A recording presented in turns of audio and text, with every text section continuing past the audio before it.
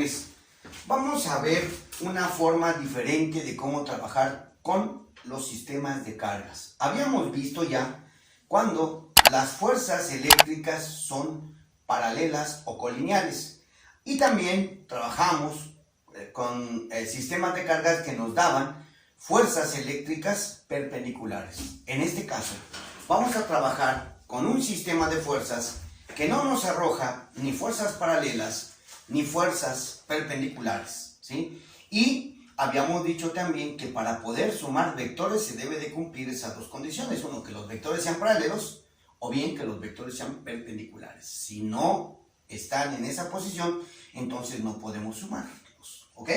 Bueno, aquí tenemos un sistema de cargas distribuido de tal manera que forman un triángulo equilátero, ¿ok?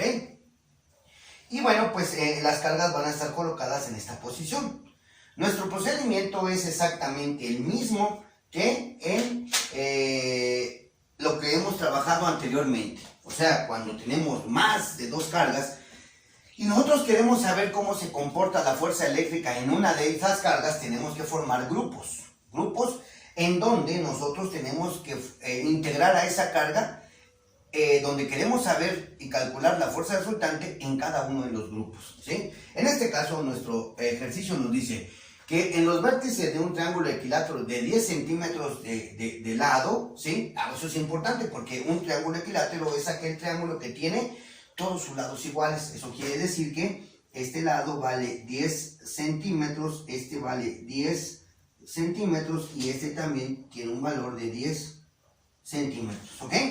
Bien, dice ahí que se colocan una carga eléctrica, como se indica en la figura, una carga eléctrica en cada uno de los vértices, ¿sí? Y nos dice que determinemos la magnitud, dirección y sentido de la fuerza resultante que experimenta la carga 1, cuyo valor es de 12 microcoulomb, debido a las otras dos, la carga 2 y la carga 3, ¿sí? Y aquí nos dice que está en el aire o en el vacío, porque se toma en cuenta que la constante de Coulomb es 9 por 10 a la 9 newton metro cuadrado sobre Coulomb cuadrado, ¿ok?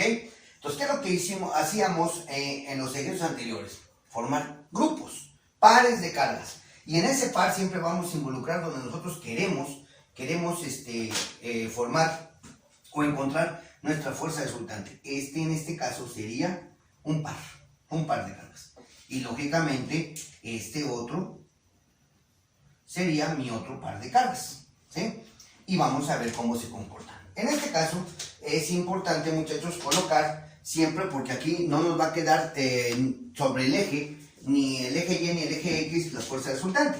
De tal manera que es importante sobre la carga que yo quiero encontrar la fuerza resultante, dibujar un sistema de coordenadas cartesianas, ¿sí? Lo podemos hacer a mano alzada porque en realidad nada más lo que nos interesa es la referencia, ¿ok? Entonces ahí vamos a considerar que está nuestro sistema de fuerzas, ¿ok?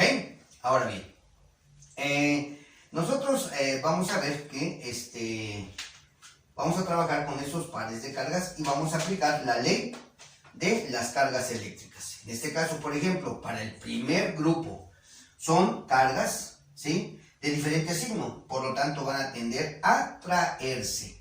Eso quiere decir que la carga 1 se va a mover hacia acá, hacia la carga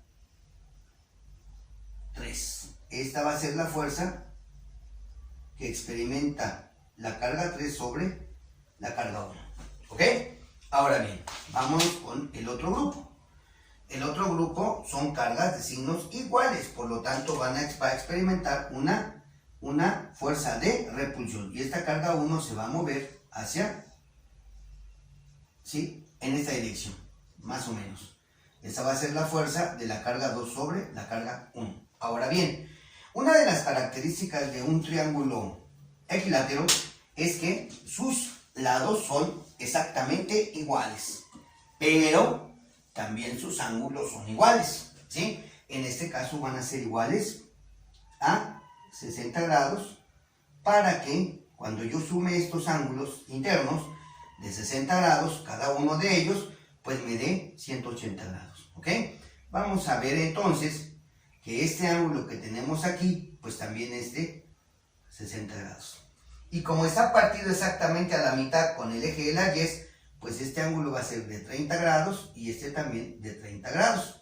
Lo que me indica que este ángulo que yo voy a necesitar es de 60 grados y este ángulo, ¿sí?, que es igual a este, ya que son opuestos por el vértice, vale también 60 grados. 60 grados.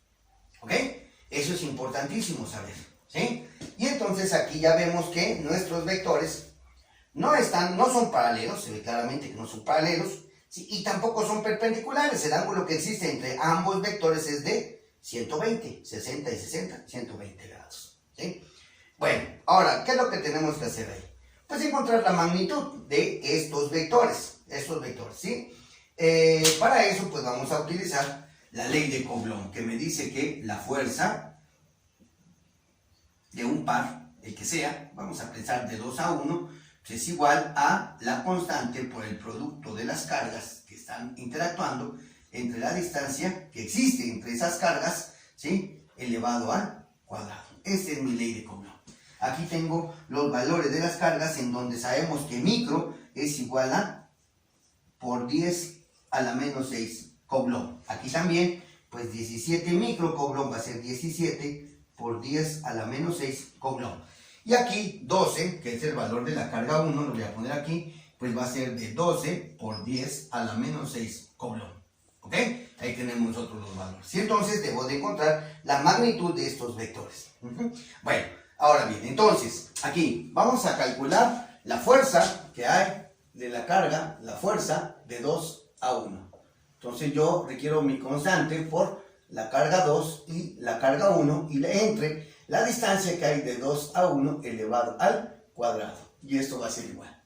Sustituyo mi constante, que es 9 por 10 a la 9 newton metro cuadrado sobre Coulomb cuadrado. Que esto a la vez multiplica a la carga 2 y la carga 2 vale 17 por 10 a la menos 6 Coulomb. Todo eso multiplicado a la carga 1, que vale 12 por 10 a la menos 6 Coulomb. ¿Ok?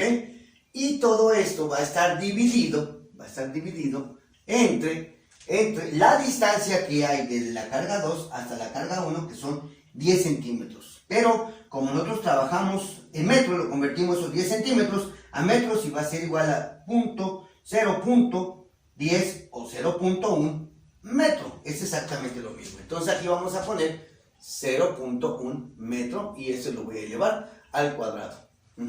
Y de tal manera que voy a encontrar de esa forma el valor de la fuerza de 2 a 1. Ponemos esos valores en nuestra calculadora, ¿sí? Y entonces ponemos ahí 9 exponente a la 9, que multiplica a 17 por 10 a la menos 6, que multiplica a su vez a 12 por 10 a la menos 6, ¿sí? Y todo eso va a estar dividido entre 0.1 elevado al cuadrado. De tal manera que eso me da, ¿sí?, una fuerza de 0.01 newton. Un newton. Esa es la magnitud.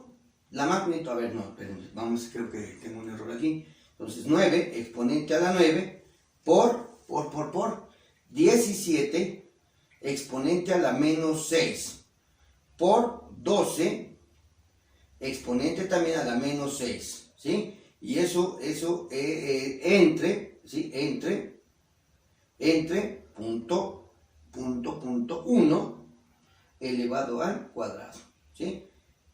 Sí, está bien. Y ahora igual. Perdón, aquí tenemos un error, ¿sí?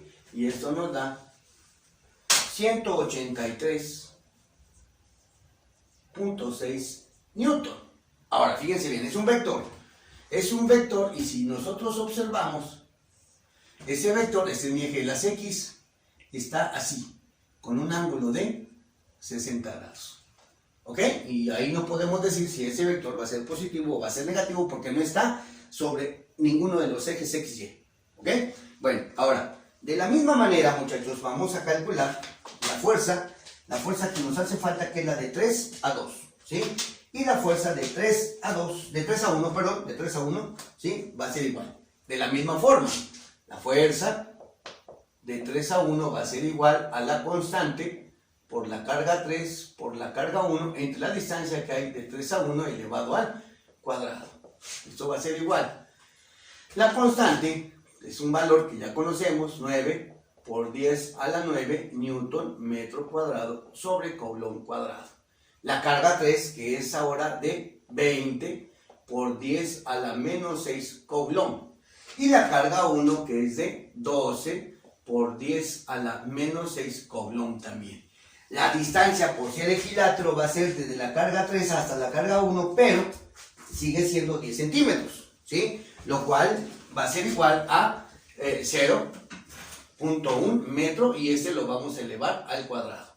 De tal manera que al hacer eso en nuestra calculadora, pues tenemos 9 por 10 a la 9, que multiplica la carga 3, que es de 20 micro, o sea, por 10 a la menos 6, y a su vez a la carga 1, que es de 12 micro por 10 a la menos 6 coulomb. Todo eso va a estar dividido entre 0.1 elevado al cuadrado, y eso me da 216 cerrado newton. ¿Por qué newton? Coulomb por coulomb, coulomb cuadrado, y se elimina con este coulomb cuadrado que divide. Este metro cuadrado que multiplica se divide con este metro. Cuando se eleva al cuadrado, pues se convierte en metro cuadrado y se elimina, y me queda únicamente newton. Si vemos nuestra figura, entonces este vector me va a quedar así, con dos ángulos. Este ángulo de 60 grados, o bien, si yo quisiera, de aquí hasta acá, con un ángulo de 300 grados. ¿Sí? El que ustedes gusten. Recuerden que ya lo habíamos comentado, si yo utilizo el ángulo mayor, me va a dar, cuando yo saque las componentes de este vector, sus signos ya integrados. Y si no, tengo que ver los signos dependiendo de la posición de nuestro vector. ¿Ok? Bueno, entonces, muchachos, ahí los vemos claramente que los vectores no son ni perpendiculares ni paralelos, ¿sí? Voy a dibujar unos vectores en un sistema de coordenadas para que ustedes los puedan ubicar únicamente. En realidad, pues esto nada más es para orientarnos a nosotros, ¿sí? No tiene ningún valor para que yo utilice una escala o algo así, pues decir, no, nada más es a mano alzada, ¿sí? Para tener una orientación únicamente. Ahí tenemos nuestro sistema de coordenadas, ¿sí? Y entonces, pues vamos a ver que nuestros vectores, ¿sí? Van a estar en esta posición. Por ejemplo, aquí, así, va a estar mi fuerza de 2 a 1. Y la fuerza de 3 a 1 va a estar más o menos por acá. Esta es la fuerza de 3 a 1. ¿Ok? Este ángulo vale 60 grados. Y este ángulo que tenemos aquí también vale 60 grados. Ahora, así como están los vectores, yo no puedo sumarlos. Lo que vamos a hacer a continuación es una herramienta de las matemáticas para que yo pueda sumar estos vectores, pero así como están no lo puedo hacer. ¿Por qué? Pues dijimos nosotros que solamente se pueden sumar cuando los vectores son o paralelos o perpendiculares, ¿sí? Entonces, ¿qué es lo que vamos a hacer? Vamos a encontrar las componentes rectangulares de cada uno de estos vectores, ¿sí? ¿Cómo vamos a encontrar esa componente? Bueno, pues nosotros vamos a poner siempre, o vamos a trazar una línea paralela al eje de las Y que pase por el punto final de cada uno de mis vectores. Así más o menos, al trazar esta línea, yo encuentro la componente. Aquí también trazo esta línea, y más o menos ahí está bien, ¿sí? Y entonces forma un triangulito, ¿sí? Y esta distancia que tenemos aquí, esta distancia es mi componente en Y. Entonces va a ser la parte del vector 2, 1, pero en Y. Y en este va a ser la parte del vector 3, 1, pero en Y. Y lógicamente debe de tener esta dirección porque parte del eje a donde está la parte final del vector. Entonces ustedes dirán, ah, pues ese vector como va hacia abajo es negativo y este vector como va hacia arriba es positivo. Así es, muchachos, ¿ok?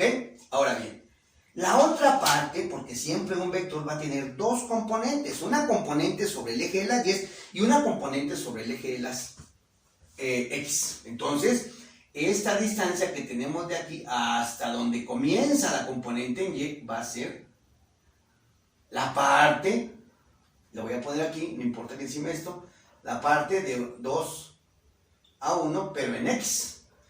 Y hasta acá, pues llega la parte del vector 3-1 en x. ¿Sí? Y entonces, bueno, ustedes se fijan, se forma un triángulo rectángulo. Y en un triángulo rectángulo, lo voy a poner aquí, en un triángulo rectángulo, el que yo quiera, ¿sí? El que yo quiera, yo puedo utilizar las funciones trigonométricas, ¿sí? Esta va a ser mi fuerza en x, y esta va a ser mi fuerza en y esta va a ser mi fuerza total, que es la hipotenusa. Entonces, si yo utilizo, por ejemplo, el seno de 60 grados, pues es igual al cateto opuesto, que para ese triangulito pues es FY, entre la hipotenusa, que es F. Y si utilizo el coseno de 60, pues va a ser igual a el cateto adyacente, que es FX, entre la hipotenusa, que es F. ¿Sí? Ahora bien, ¿cómo lo voy a utilizar yo? Bueno, pues voy a encontrar sus componentes, por lo tanto, de esta ecuación, yo voy a despejar a FY, y me va a quedar FY va a ser igual que este valor que está acá dividiendo, lo paso multiplicando, y va a multiplicar a F por el seno de 60 grados. De la misma manera con el coseno, voy a despejar a Fx, por lo tanto, Fx va a ser igual, esta F que está dividiendo, lo paso del otro lado multiplicando, y me queda F, el vector total, por el coseno de 60 grados. Y entonces, estas dos ecuaciones me van a ayudar para poder calcular, ¿sí?, el valor de cada una de mis componentes para cada uno de mis vectores. ¿Por qué? Porque de los dos vectores yo conozco la magnitud total de esos vectores, o sea, la hipotenusa de estos triangulitos que tenemos aquí. ¿Sí? Vamos a hacer una tablita, ¿sí?, donde yo voy a poner aquí al vector, y el vector se debe de representar en magnitud. Entonces aquí voy a poner la fuerza de 2 a 1, que es igual a 183.6 grados, con un ángulo de 60 grados. Ahí está. Y voy a tener otro vector también, ¿sí?, que va a ser la fuerza de 3 a 1, que va a ser igual a 216 Newton, aquí va a ser Newton también, con un ángulo, el que ustedes quieran, muchachos, el de 300 o el de 60. Si utilizan el de 300, vuelvo a repetir, les va a dar por default el signo. Si no lo utilizan, tienen que verlo en su figura. Aquí se ven ya, ahí como están las flechitas, ustedes ya saben qué signo va a tener cada uno de sus componentes. Pero bueno, vamos a utilizar el ángulo más grande para que ustedes vean que me da el signo. Aquí voy a encontrar la fuerza en X, que es la magnitud del vector por el coseno de su ángulo. Siempre, muchachos, siempre. Y aquí, de este lado, me va a quedar la fuerza en Y, que es la magnitud del vector, pero por el seno de su ángulo. ¿Sí? Siempre, ¿ok? Y bueno, pues ahora sí, voy a empezar a desarrollar mi cálculo. Así, ¿ok? Bien, vamos a comenzar entonces con nuestro primer vector, ¿ok? Yo voy a encontrar su componente en X, o sea, aquí voy a obtener el valor de la fuerza 2, 1 en X, que es igual a la magnitud total del vector. Si quieren lo puedo escribir aquí, espero me alcance. Sería aquí la fuerza de 2 a 1 por el coseno de 60 grados. Esto va a ser igual. ¿Cuánto vale mi fuerza total? 183.6 Newton por el coseno de 60 grados. Y eso va a ser igual. Desde la figura yo observo que esa componente va apuntando hacia la derecha, por lo tanto me tiene que dar positiva. 183 91.6 por el coseno de 60. ¿Sí? Por el coseno de 60. Y eso me da 91.8 newton. Entonces aquí pongo 91.8 newton. ¿Sí? De la misma manera, muchachos, ahora voy a calcular la fuerza de 2 a 1, pero en Y. Y eso va a ser igual a la magnitud total de mi vector 2, 1. ¿Sí? Pero ahora por el seno del ángulo de 60 grados. Eso va a ser igual. ¿Cuánto vale la magnitud total de 2, 1? Ah, pues ahí está. 183.6 newton por el seno de 60 grados. Y eso va a ser igual. Entonces aquí ponemos 183.6 newton por el seno de 60 grados. Y eso me da 159.002 newton. ¿Ok? 2 newton, 0.002 newton. O bien, si alguien quiere dejarme en 159, no hay ningún inconveniente. ¿Ok? Bien, y de esta manera encontramos las componentes del primer vector, que es este que tenemos aquí. Y que claramente observamos que su componente en Y apunta hacia arriba, por lo tanto es positivo. Y la componente en X apunta hacia la derecha, por lo tanto también son positivas ambas. ¿Sale? Ahora bien, seguimos ahora y ahora vamos a obtener las componentes rectangulares del vector 3, 1. Y ahora aquí lo voy a hacer la fuerza de 3 a 1, pero en X, que va a ser igual a la magnitud total del vector. ¿De qué vector estoy hablando? Del 3, 1. Y este va a ser multiplicado por el coseno de 300. Esto va a ser igual. ¿Cuánto vale la fuerza total? Pues vale 216 newton. Todo eso va a ser multiplicado por el coseno de 300 grados. Y eso va a ser igual. Entonces, aquí de mi figura yo observo que apunta hacia la derecha. Entonces yo espero un resultado positivo. Entonces yo ahí le pongo 216, que está multiplicado por el coseno de 300 grados. ¿Sí? Y entonces eso me da 108. Entonces aquí me da 108 newton. ¿Ok? Ahora de la misma manera, pero para obtener la componente en Y. ¿De qué vector estamos hablando? Estamos hablando de la fuerza 3,1, pero ahora en Y, que va a ser igual a la magnitud total, o sea, la fuerza 3-1. Y esto que va a estar multiplicado por el seno de 300 grados, que va a ser igual a 216 newton por el coseno de 300.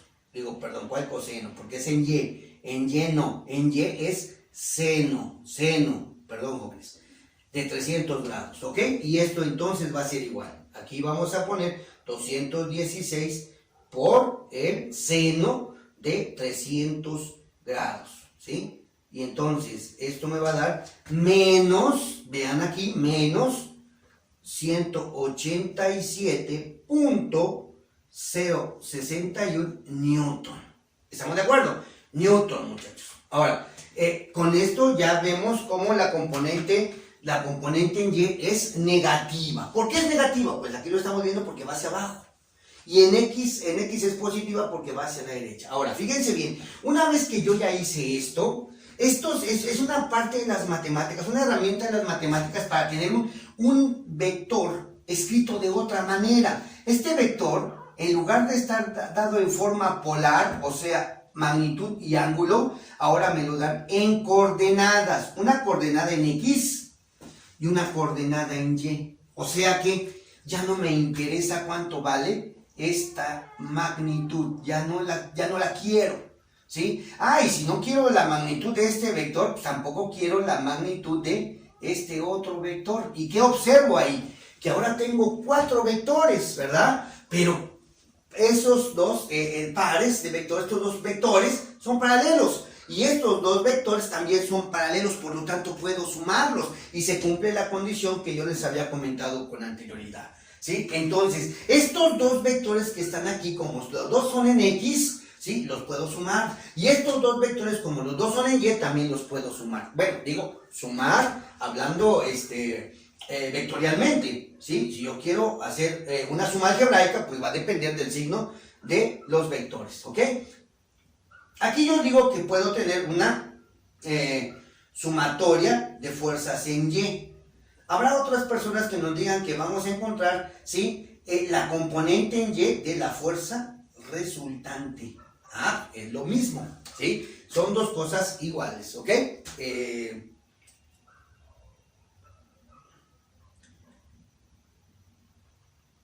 Bueno, vamos a ver ahora